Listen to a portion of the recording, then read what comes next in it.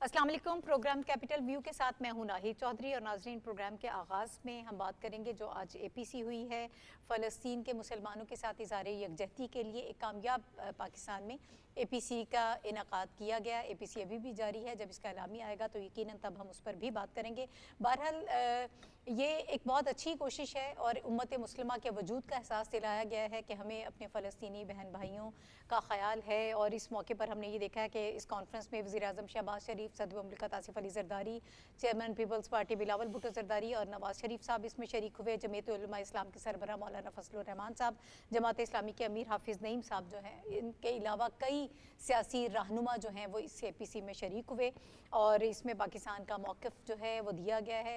किसी भी प्लेटफॉर्म पर पाकिस्तान नहीं चुकता अपना इस हवाले से मौक़िफ़ देने के लिए। अभी रिसेंटली जो UN में जनरल असम्बली का इजलास हुआ, उसमें भी वज़ीर-ए-आज़म शहबाज शरीफ साहब ने बड़े भरपूर अंदाज में अपना मौक़िफ़ फ़लस्तीन के हवाले से दुनिया के सामने पेश किया है।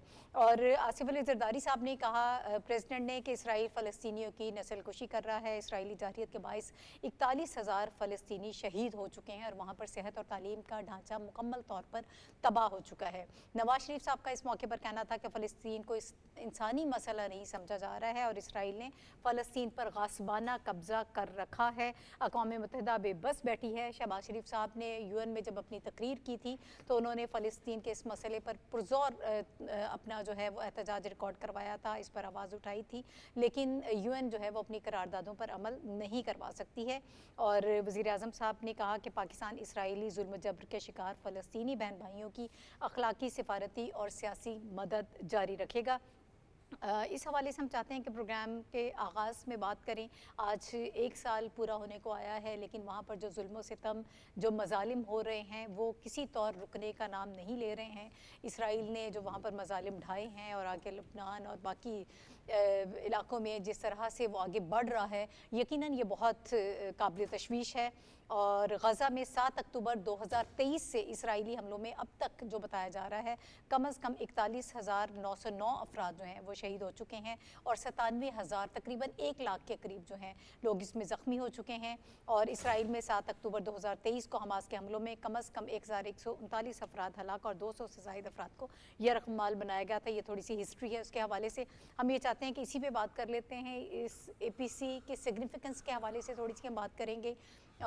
इसका एक सिंबॉलिक वैल्यू है। हम इज़हार यकजहती कर रहे हैं अपने फ़लस्तीनी बहन भाइयों के साथ। मेरे साथ जो पैनलिस्ट मौजूद हैं उनका इंट्रोडक्शन मैं आपसे करा देती हूँ। हमारे साथ प्रोग्राम में मौजूद हैं हाफिज़ ज़ाहिर खलील साहब, इसके अलावा मुझे ज्वाइन कर रहे हैं रशीद साफ़ी साहब, डॉक्टर फ़ारूक आदिल साहब, शहनीला अमार साहिबा पैनल का हिस्सा है। आप चारों का बहुत शुक्रिया। हाफिज़ साहब, मैं आपकी तरफ आऊँगी।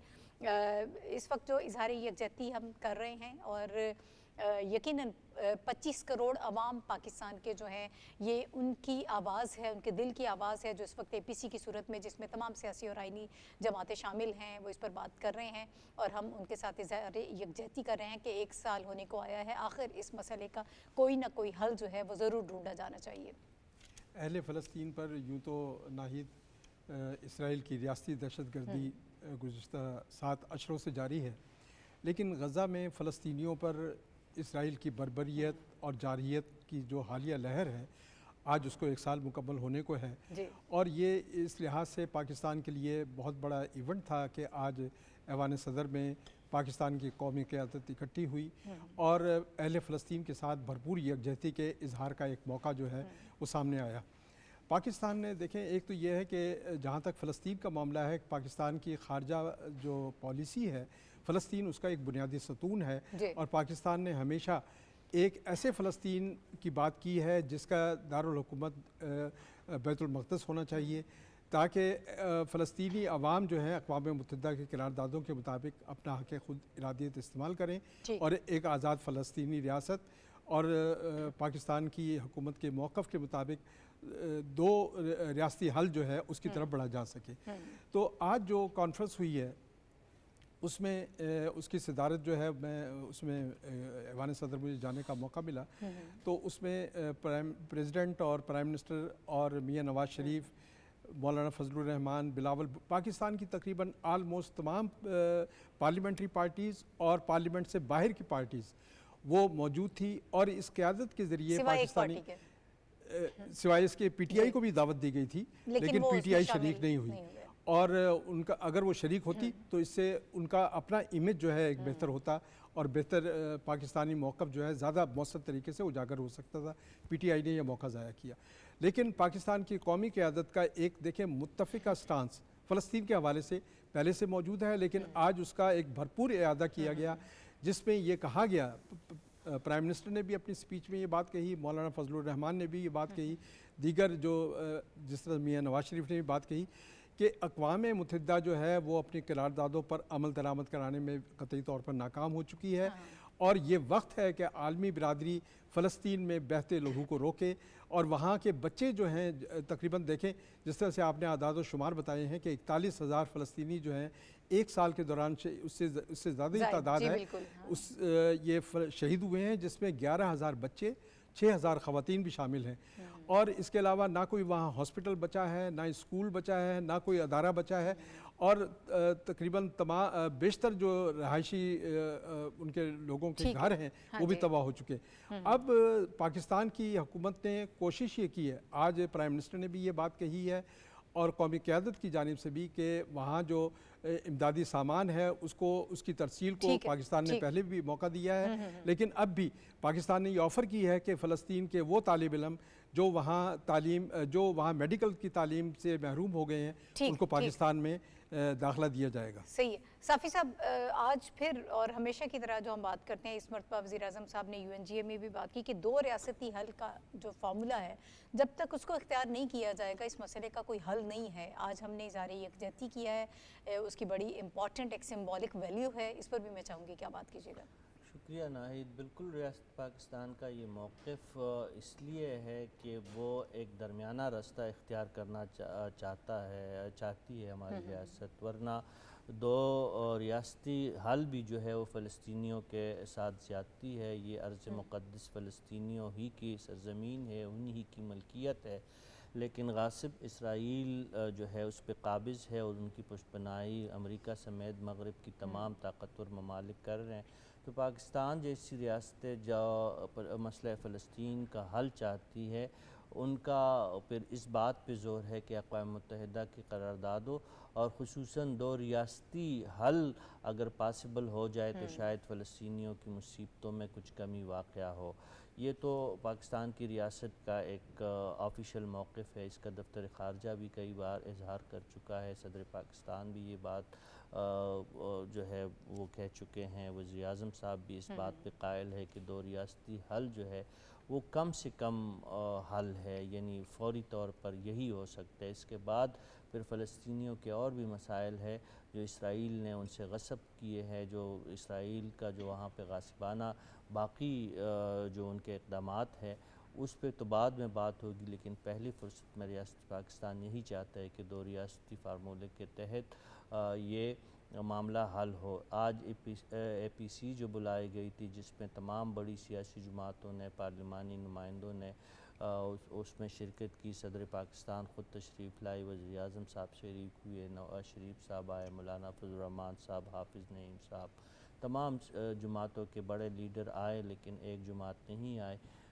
پی ٹی آئی، جو حافظ صاحب کی بات کی میں تائید کرتا کہ وہ اگر آتے تو وہ پھر ان کی عزت میں اضافہ ہوتا، ان کے وقار میں اضافہ ہوتا، اور جو وحدت اسلامیہ کا جو ایک ہم نے ریاست کے سطح پہ آج ایک پیغام دینا تھا اس میں پی ٹی آئی کا حصہ ڈلتا. لیکن بدقسمت جماعت ہے، انہوں نے اس نادر موقع کو بھی ضائع کیا. یہ تو ہم اپنی ریاست کی بات کر رہے ہیں، اپنی سیاسی قیادت کی بات کر رہے ہیں، لیکن دوسری طرف اگر ہم دیکھیں تو اسرائیل اس سے الٹ سوچ رہا ہے.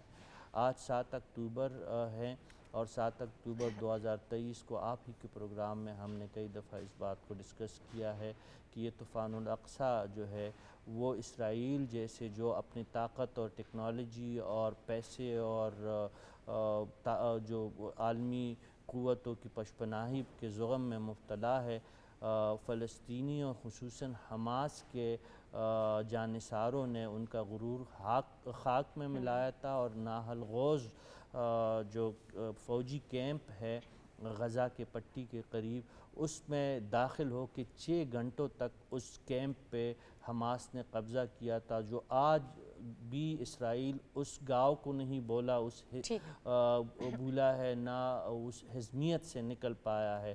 اب 2 دن پہلے کی بات ہے کہ اسرائیلی وزیر اعظم بنجامن نیتن یاہو نے مڈل ایسٹ کا جو نئے نقشے پیش کی، وہی بلی تیلے سے باہر آ گئی، یعنی دجلہ سے لے کر فرات تک جو پورا علاقہ ہے وہ گریٹر اسرائیل کا حصہ بنانے پہ اسرائیل تلا ہوا ہے۔ اس لیے یہ نہ صرف پاکستان بلکہ امت مسلمہ کا یہ فرض بنتا ہے کہ وہ اس گریٹر اسرائیل کے جو خفیہ طور پر اب تک اس کے لیے اقدامات ہو رہے تھے، کلم کلہ جو اس مسئلے کے خلاف آئے۔ یہ جنگ صرف فلسطین کی جنگ نہیں ہے، یہ جنگ صرف لبنان کی جنگ نہیں ہے، یہ شام اور عراق کی جنگ نہیں ہے، یہ امت مسلمہ اور اس غاصب اسرائیلی ریاست کی جنگ ہے۔ ٹھیک ہے ڈاکٹر صاحب، ایک مثبت میسج گیا ہے پاکستان کی طرف سے، اظہار یکجہتی ہم کر رہے ہیں، یو ٹیک آن اٹ سر۔ جی بالکل، یہ بہت ضروری تھا، اور خاص طور پر اس حملے کے دن یہ میسج بھیج کر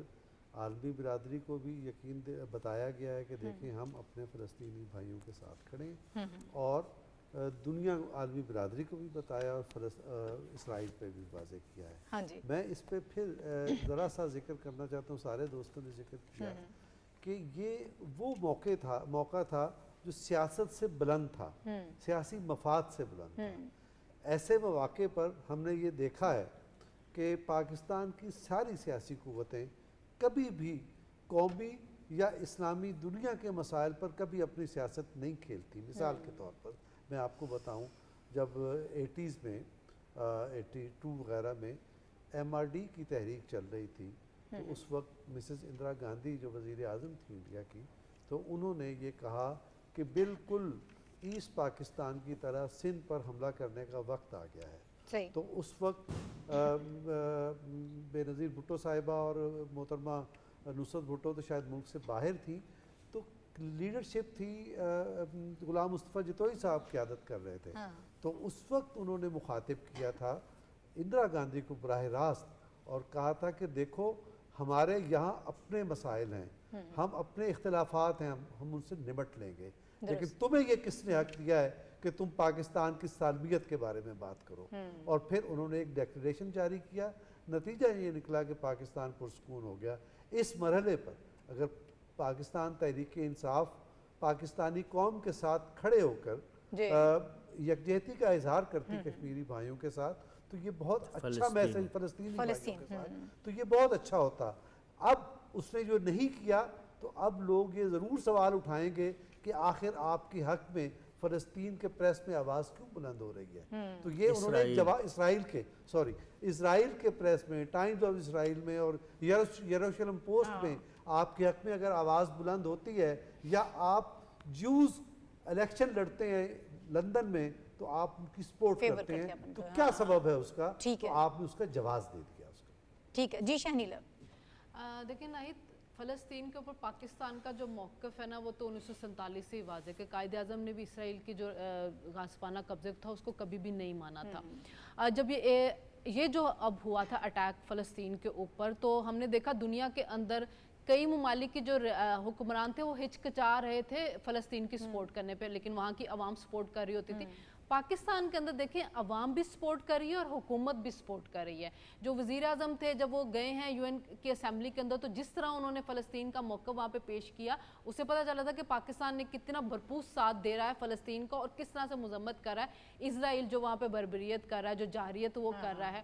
پھر اس طرح پاکستان کے اندر دیکھیں جب یہ آل پارٹیز کانفرنس ہو رہی ہے، کامیاب کانفرنس ہو رہی ہے، اس کے اندر تمام جماعتیں موجود ہیں، تو اس کا مطلب یہ ہے کہ یہ ایک بھرپور میسج دیا گیا ہے کہ پاکستان کی عوام، پاکستان کی حکومت سوائے ایک پارٹی کے جو نہیں آئی اس کے اندر، اور بہت انہوں نے ایک غلط سٹیپ لیا ہے کہ وہ نہیں آئے ہیں، ایک برا میسج بھی گیا ہے ان کا عوام کی طرف بھی گیا ہے، کیونکہ پاکستانی عوام بھی اس چیز کو اچھی نظر سے نہیں دیکھ رہی ہوگی، کیونکہ فلسطین کے ساتھ پاکستانیوں کے بڑے وابستگی ہے، اور وہ ہمیشہ سے وہاں پہ جو ظلم ستم ہو رہا ہے اس کو ہمیشہ سے مذمت کرتا رہا۔ تو اب یہ ایک بڑا مثبت جو ہے امیج پاکستان کا بنا ہے، اور یہ ایک بڑا بھرپور جو ہے میسج گیا ہے اسرائیل کو کہ پاکستان پوری ریاست، پوری عوام جو ہے وہ ایک ہی موقف کے اوپر ڈٹی ہے کہ آپ کا غاصبانہ قبضہ ہے، آپ وہاں پہ جارحیت کر رہے ہیں، آپ مظلوم کشمیریوں کو وہاں پہ شہید کر رہے ہیں، उनको उनका हक मिलना चाहिए और पाकिस्तान और उसकी हुकूमत अवाम उसके साथ खड़ी है। ठीक है, उम्मत मुस्लिमा की जानिब से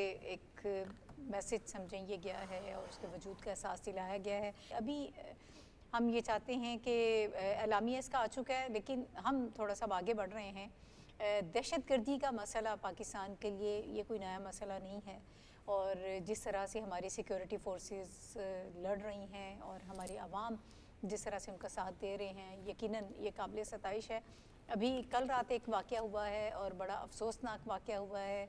हम ये जानते हैं कि जब पाकिस्तान में समाजी सतह पर कुछ ऐसी चीज़ें हो रही होती हैं जो एक पॉजिटिव डेवलपमेंट है या मौशी तौर पर हालात हमारे बेहतर हो रहे होते हैं, तब कहीं ना कहीं से कोई ऐसी कार्रवाइयाँ ज़रूर की जाती हैं बुज़दिलाना किस्म की, ताकि पाकिस्तान का इमेज जो है वो ख़राब किया जाए। इसी किस्म का दहशत गर्दी का कल एक वाक़या हुआ है कराची एयरपोर्ट के करीब, जहाँ पर 2 चीनी शहरी जो हैं उनको हलाक किया गया है। 3 के हवाले से बताया जा रहा है इस वक्त के 3 लोगों की इसमें डेथ हुई है, 17 लोग जो हैं वो इसमें ज़ख्मी हुए हैं। और इस पर वज़ीर-ए-आज़म साहब ने फ़ौरी तौर पर जो उन्होंने रिस्पांस दिया, उन्होंने कहा कि हम चीनी जो दोस्त हैं उनकी सलामती को यकीनी बनाने में कोई कसर नहीं छोड़ेंगे। और इसके हवाले से चीनी काउंसिल खाने ने भी ये कहा है कि पाकिस्तानी हुकाम के साथ मिलकर हम इस वाक़े जो हुआ है इसका लाहे अमल तय करेंगे इसके बाद का। और फ़ौरी तौर पर एक एमरजेंसी प्लान जो है वो भी लॉन्च कर दिया गया है। वज़ारत ख़ारिजा की जानिब से भी जो स्टेटमेंट आई है उसमें ये कहा गया कि पाकिस्तान और चीन जो है वो करीबी शराकतदार हैं और आहनी भाई हैं। ये इस किस्म के जो वाक़यात हैं ये इस दोस्ती को तोड़ने की कोशिश की गई है। लेकिन एक और चीज़ भी बड़ी इंपॉर्टेंट है, जब इस तरह की चीज़ें हो रही होती हैं, एक दहशत गर्दी के वाक़यात जो हैं वो रूनमा होते हैं और उसे यकीनन नुकसान पहुंचाने की कोशिश की जाती है पाकिस्तान के माशी मामलात को, ख़ास तौर पर जब हम सी पैक की बात करते हैं और चाइना जिस तरह से पाकिस्तान में इन्वेस्टमेंट कर रहा है, इन तमाम तर चीज़ों को नुकसान पहुँचाने की कोशिश की जाती है। और अभी शंघाई कॉन्फ्रेंस जो है उसको भी नुकसान पहुँचाने की कोशिश की जा रही है। चाइना के जो वज़ीर-ए-आज़म हैं उनका भी विज़िट है पाकिस्तान में। तो एक तरफ दहशतगर्द इसके हवाले से कार्रवाइयाँ कर रहे हैं, दूसरी तरफ हमारी कुछ एक सियासी जमात जो है वो भी एहतजाज और इस किस्म के वाक़यात जो हैं वो हमें नज़र आ रहे हैं। जो सारे मामलात हैं उसको ख़राब करने की कोशिश की जा रही है।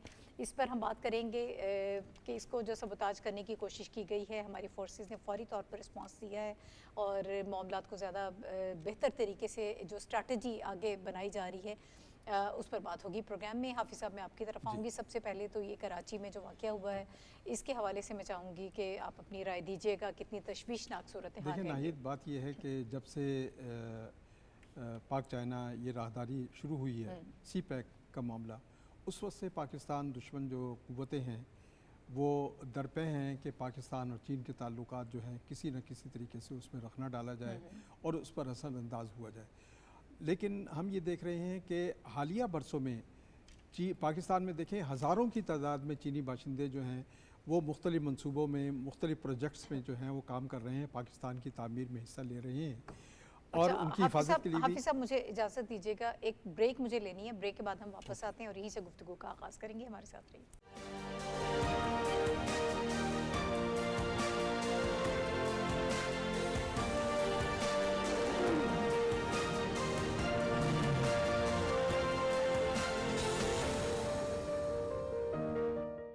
प्रोग्राम में एक मरतबा फिर आपको खुश आमदीद कहते हैं। हम बात कर रहे थे दहशत गर्दी के हवाले से, कल रात का जो होने वाला वाक़या है उसके हवाले से हम गुफ्तगू कर रहे थे।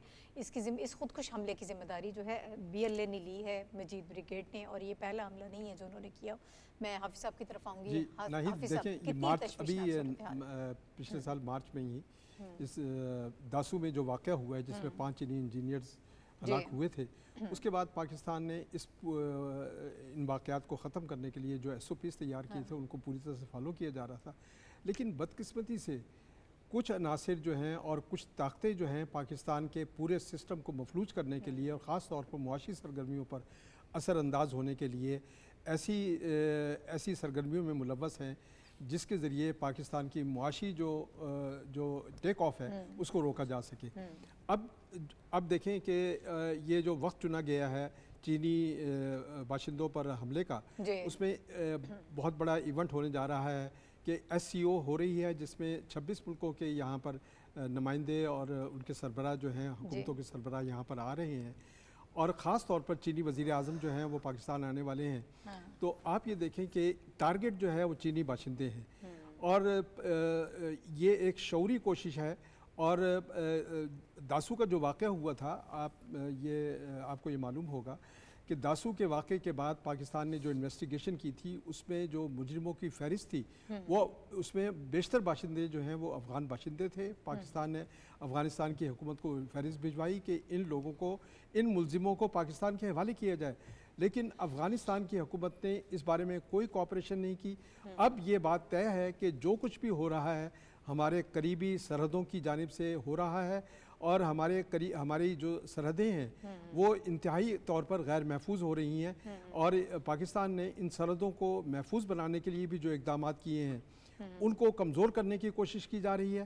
لیکن سیکیورٹی فورسز جو ہیں جس طرح سے یہاں پر قربانیاں دے رہی ہے اور پاکستان کی سلامتی کو یقینی بنانے کے لیے جو اقدامات کیے جا رہے ہیں، اس کے نتیجے میں چین کی حکومت نے بھی آج یہی بات کی ہے کہ یہ اس طرح کے واقعات جو ہیں پاک چین دوستی پر اور پاکستان اور چین کے تعلقات پر اثر انداز نہیں ہوں گے. امید کی جانی چاہیے کہ پاکستان کی تحقیقاتی ٹیمیں اس جو بھی نتیجہ ہوگا وہ نہ صرف یہ کہ ملزموں تک پہنچیں گی بلکہ ملزموں کو انصاف کے کٹہرے میں لانے میں ضرور کامیاب ہوگی، جس طرح سے ماضی میں بھی ہوتا رہا ہے. ٹھیک ہے. اچھا صافی صاحب، بیرونی عوامل کار فرما ہیں اور ہمیشہ سے ہم جانتے ہیں، لیکن یہ کہا جا سکتا ہے کہ بیرونی طور پر اور کچھ قوتیں اندرونی طور پر بھی ایسی ہیں کہ جو اس وقت اس سی او کو سبوتاج کرنا چاہتی ہیں. چائنا کے وزیر اعظم پاکستان آ رہے ہیں، اس ایونٹ کو خراب کرنا چاہتی ہیں. اوور آل جو اس وقت معاشی حالات ہیں، جس طرح سے ہم آگے جا رہے ہیں، تو ان تمام تر چیزوں کو اس وقت ختم کرنے کے در پہ ہیں.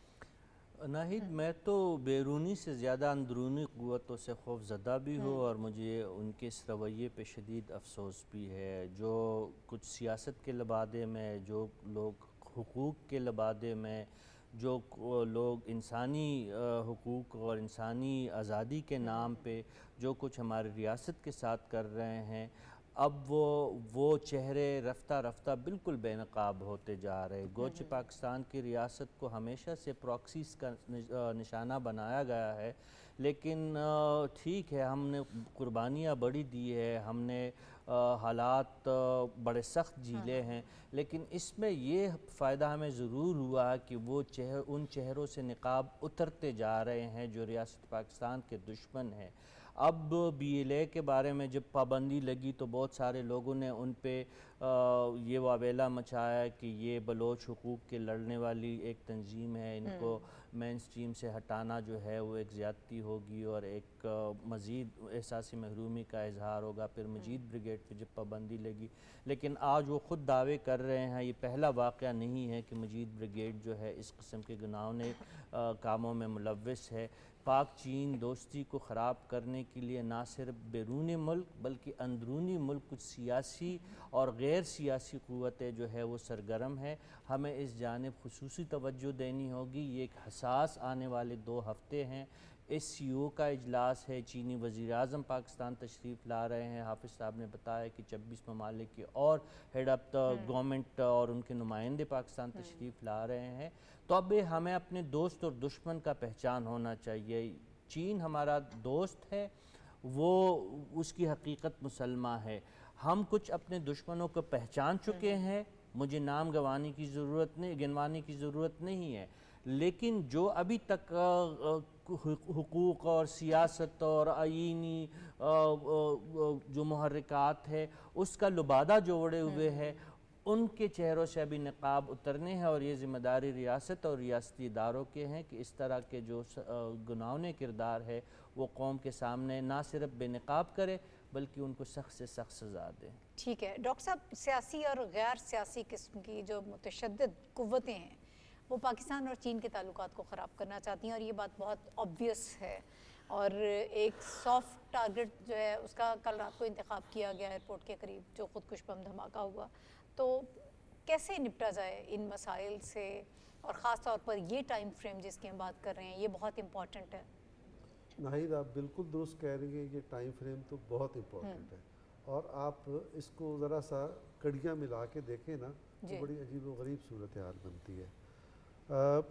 توقع یہ کی جا رہی تھی کہ افغانستان، جیسے ابھی حافظ صاحب فرما رہے تھے کہ افغانستان کو انگیج کریں گے تو وہ خطے کی غربت کے خاتمے کے لیے جو یہ ایک مہا منصوبہ ہے اس پہ شریک ہو جائے گا، اور چائنا نے اس کو انگیج کیا.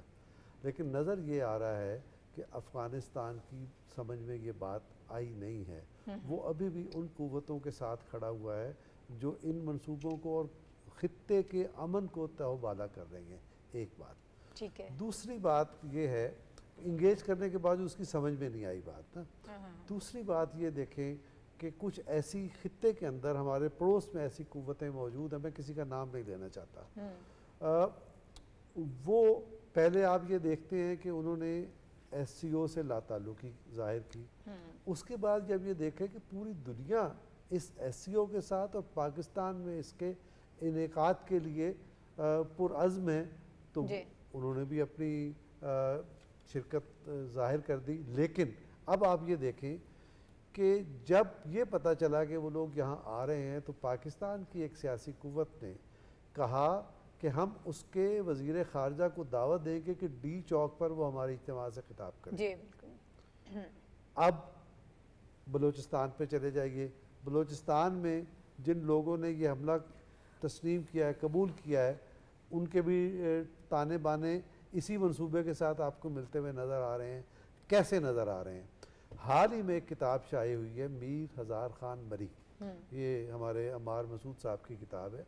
اس میں انہوں نے یہ لکھا کہ جب یہ میر ہزار خان سرنڈر کر کے افغانستان سے پاکستان آ رہے تھے اور پاکستان کے ساتھ وفاداری کا اظہار کرنے جا رہے تھے، تو اس موقع پر پڑوس کے ایک ملک نے انہیں انگیج کیا اور کہا کہ ہم آپ کو ساری سہولتیں فراہم کریں گے، ہم آپ کو اسلحہ دیں گے، ہم آپ کے کیمپ قائم کریں گے، آپ بلوچستان کو ڈی سٹیبلائز کرتے رہیے، ہم آپ کے ساتھ کھڑے ہیں، آ جائیے ادھر.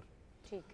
اور اب آپ یہ دیکھیں کہ وہ اسلحہ، وہ چیزیں جو اس زمانے میں داخل کی گئیں وہ ابھی تک ہمارے خلاف استعمال ہو رہی ہیں. تو اس مرحلے پر ضرورت کیا ہے؟ وہ جو محب وطن قوتیں ہیں وہ پاکستان کی ترقی اور خطے کی ترقی اور سلامتی کے لیے جو منصوبے ہیں ان کے ساتھ کھڑے ہو جائیں. اگر وہ ان کے ساتھ کھڑی نہیں ہوتی اور وہ ان قوتوں کے ساتھ جا کے ایسوسیٹ خود کو کرتی ہیں جو اکنامک کوریڈور کے خلاف ہیں، جو بی آر آئی کے خلاف ہیں، جو پاکستان اور خطے کی ترقی کے خلاف ہیں، تو اس کا مطلب یہ ہے کہ ایک بہت بڑی سازش ہے. اور ان لوگوں نے، ہمیں کوئی ضرورت نہیں پڑی انہیں بے نقاب کرنے کی، وہ خود بے نقاب ہو گئے. ٹھیک ہے شہنیلا، اس سازش کا مقابلہ کیسے کرنا ہے، کیسے نپٹیں گے؟ دیکھیں، ہمیں اندرونی اور بیرونی دونوں چیلنجز ہیں. اب جو بیرونی طور پہ جو آ رہے ہیں، جیسے افغانستان کے اندر 23 کے قریب دہشت گرد تنظیمیں، جن میں سے 17 پاکستان کے اندر داخل ہو چکی ہیں، دہشت گردی کر رہی ہیں، ان کی سپلائی لائن جو ہے نا اس کو توڑنے کی ضرورت ہے. وہاں یہ جو عزم استحکام آپریشن تھا، یہ جو سمگلنگ کے خلاف تھا، وہ اسی طرح تھا نا کہ وہاں سے جو یہ جو سمگلر ہیں وہ ان کی سمگلنگ وہاں سے جو کر رہے ہیں کھربوں روپیہ کما رہے ہیں، اور وہ ان دہشت گردوں تنظیموں کو دیتے ہیں تاکہ یہ ڈی سٹیبلائز پاکستان کو کرتے رہے، ان کا سمگلنگ کا سسٹم جو چلتا رہے. اس کو روکنے کی ضرورت ہے. اسی طرح بلوچستان کے اندر بھی یہی ہے کہ یہ جو علیحدگی پسند تنظیمیں ہیں، جن کو کئی لوگ ناراض بلوچ کہہ دیتے ہیں ہمارے یہاں پر دوست، وہ جو علیحدگی پسند تنظیم ہے وہ پاکستان کو ڈیسٹیبلائز کرنے، ان کا بھی تانے بانے اسی طرح ان چیزوں کے ساتھ جڑے ہوتے ہیں. آپ کو پہلے تو یہ سپلائی لائن جو ہے اس کو توڑنا پڑے گا، سمگلنگ کو روکنا پڑے گا، ان کو جہاں سے فنڈنگ ہو رہی ہے اس کو روکنا پڑے گا. پھر اس کے بعد جو لوگ برین واش ہو رہے ہیں، جو ان کا ہتھیار بن رہے ہیں، ان لوگوں کو انگیج کرنا ہوگا. پاکستان کے اندر جو سیاسی جماعت جو انتشار پھیلانا چاہتی ہے اس کے ساتھ بھی اب سختی سے نپٹے. ہر دفعہ ہم یہ دیکھ لیتے ہیں، ہم شہر بند کر دیتے ہیں، روڈ بند کر دیتے ہیں، لیکن ہم ان کو سزائیں نہیں دے رہے ہیں. تو جو لوگ پکڑے جا رہے ہیں، اب ان کو اگر آپ جزا اور سزا کا نظام قائم کریں گے، ان کو سزائیں ملیں گی، تو پھر آپ کے ملک کے اندر آہستہ آہستہ دہشت گردی پہ قابو پایا جائے گا. جیسے کہ پیچھے لوگوں کو پکڑا جا رہا تھا، گرفتاریاں ہو رہی تھی، تو اگست کی نسبت ستمبر میں دہشت گردی کے واقعات کم ہوئے ہیں. تو یہ ہے کہ حکومت کو ایک پیج پہ آنا ہوگا، تمام سیاسی پارٹیوں کو بھی اس میں انگیج کرنا ہوگا، ایک پالیسی بنانی ہوگی اور اس پہ سختی سے کارآمد ہونا ہوگا. ٹھیک ہے. یہ تو کچلنے کا وقت ہے نا، جو اس وقت اس کانفرنس کو سبوتاج کر رہا ہے، کچل دے بے رحمی کے ساتھ. کانفرنس کے علاوہ بھی اوورآل دہشت گردی ہے، اس کو کچلنے کی ضروری ہے. ایگزیکٹلی. दहशत गर्दी से निपटने के लिए जो आहनी हाथों का जो है वो उससे निपटा जाए और इसको कुचला जाए, तो तभी हम दहशत गर्दी से जान छुड़वा सकते हैं।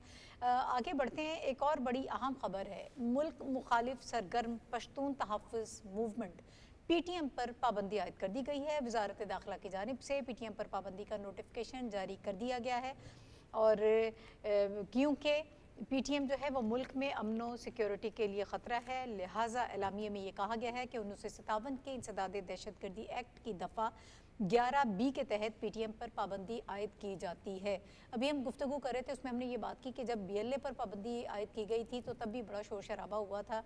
अब जब पाबंदी PTM पर आयद की गई है तो फितनतुल ख़वारिज ने PTM की हिमायत का ऐलान कर दिया है। तो इसी तरह की चीज़ें जो हैं, बहरहाल ये शरंगेज़ी किस तरह से फैला रही थी और तकसीम फैलाने की कैसे कोशिश कर रही थी, इसके हवाले से ये बताया जाता है कि 2014 में कायम होने वाली ये जमात PTM जो है, इसकी सरगर्मियों का जो महवर है वो रियासत मुखालिफ एजेंडा है।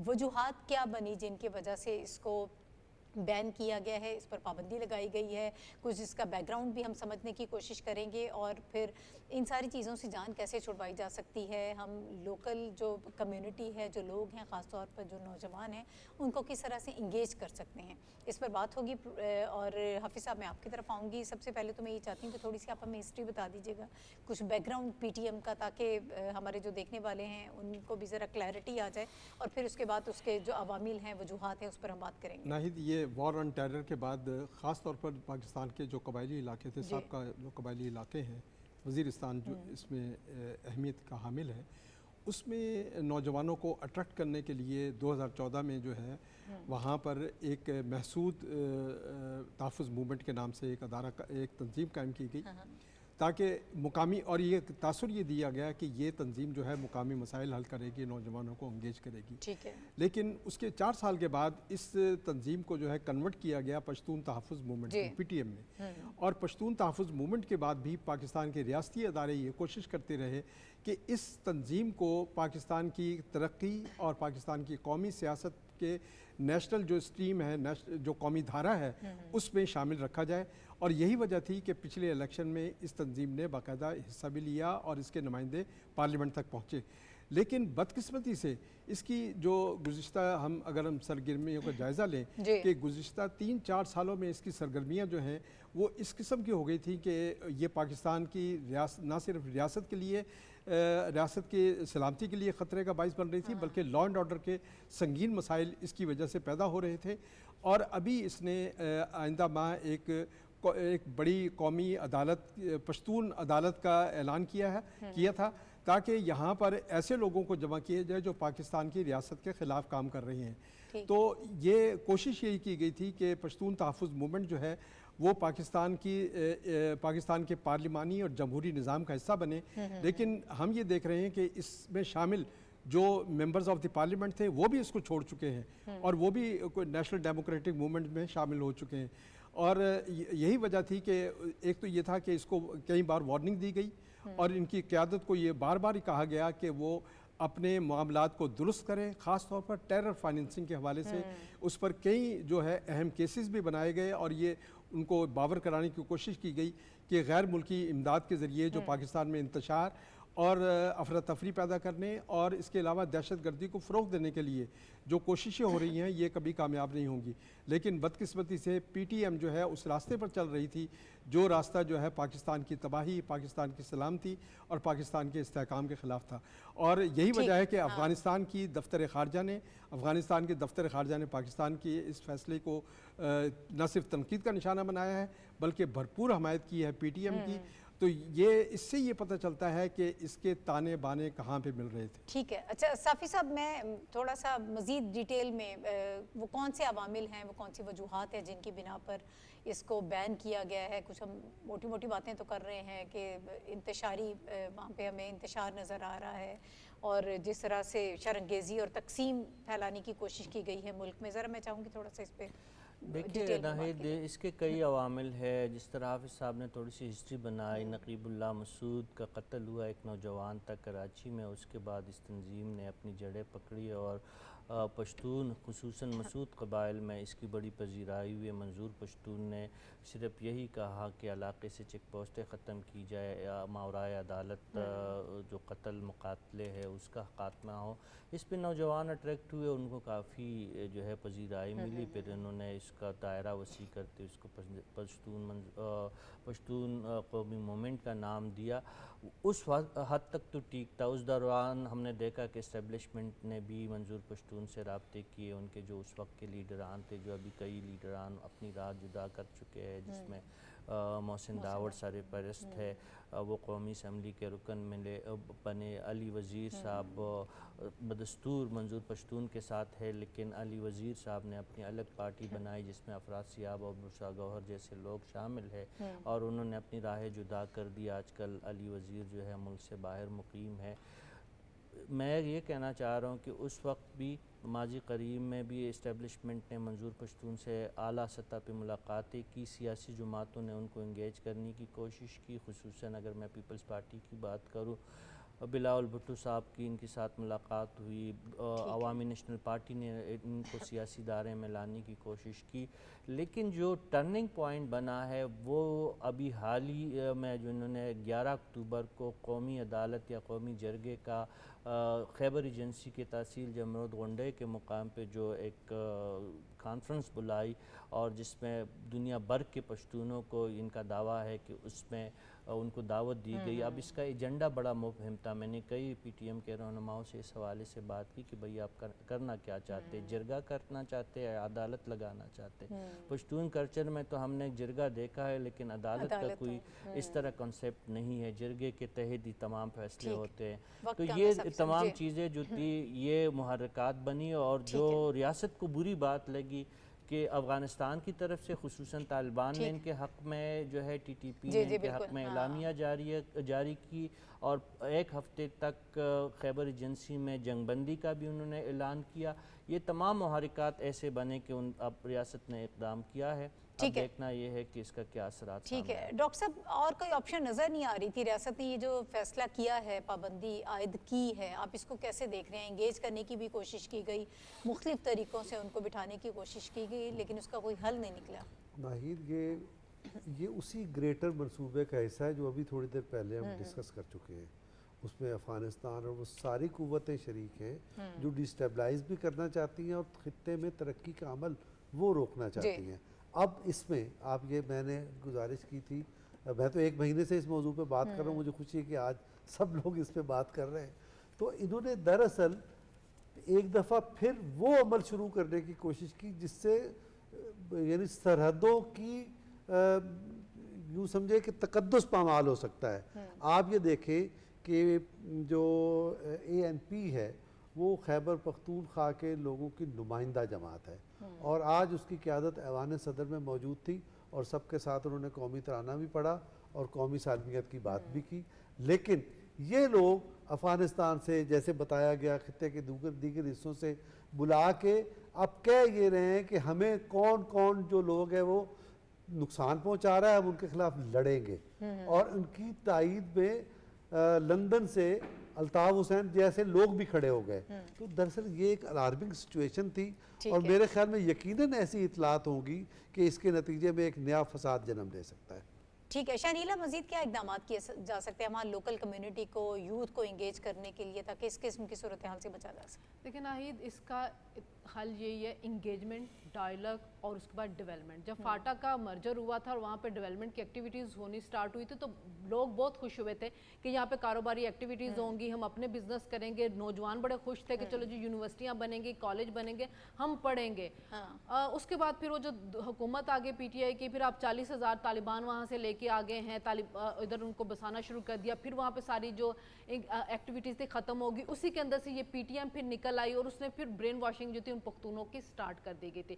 ابھی بھی یہ ہے کہ جب آپ وہاں پہ کاروباری ایکٹیویٹیز ہوں گی نا، تو جو دکاندار ہے جب اس کا بزنس چل رہا ہوگا تو وہ کبھی بھی جا کے دکانیں بند کر کے نہ ان کے جرگوں میں شامل ہوگا، اور نہ وہ چاہے گا کہ ہم روز روز کسی ہڑتال کے اندر جائیں۔ نوجوان کے ہاتھ میں اگر کتاب ہوگی، لیپ ٹاپ ہوگا، تو اس کا ذہن بھی یہ ہوگا کہ میں نے پڑھنا ہے، میں نے ڈاکٹر بننا ہے، میں نے انجینئر بننا ہے، یا میں نے ملک کے لیے کچھ کام کرنا ہے۔ تو ہمیں ان کی محرومیاں ख़त्म करनी होंगी, उनकी महरूमियों को एड्रेस करना होगा और जो उनके हकूक़ हैं उनको देने होंगे। ये नहीं हो सकता कि पार्टी पे बैन हो जाए लेकिन उन लोगों को भी हम अबेंडन छोड़ दें, नहीं। जो वहाँ की यूथ है उनको इंगेज करें, उनके साथ डायलॉग करें, उनसे उनके मसले पूछें और वहाँ पे फंड दें, वहाँ पे यूनिवर्सिटियाँ खोलें और वहाँ पे कारोबारी जो है मराकज़ खोलें और वहाँ पे कारोबारी एक्टिविटी शुरू होनी चाहिए ताकि वो भी अपने आप को इस मुल्क का हिस्सा समझते हुए जो PTM जैसे जमातें हैं उनका बाइकआउट करें और एक कौमी धारे के अंदर आए।